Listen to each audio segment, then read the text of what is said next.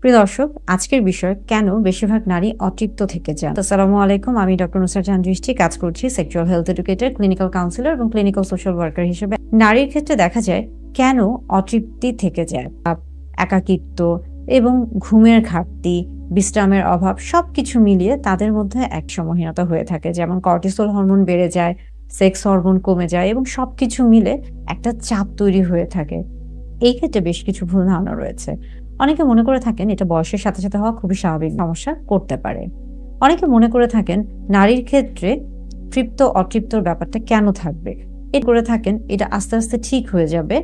এই বিষয় নিয়ে কথা বলা ঠিক না। এমনটাও না। যখন এই জাতীয় কোনো সমস্যা খেয়াল করে থাকবেন তখন অবশ্যই যত দ্রুত না করা সম্ভব হয়ে থাকে তাহলে কিন্তু অনেক বড় ধরনের সমস্যা তৈরি হয়ে থাকবে। এই ক্ষেত্রে কি করা? সময় কাটানো উচিত।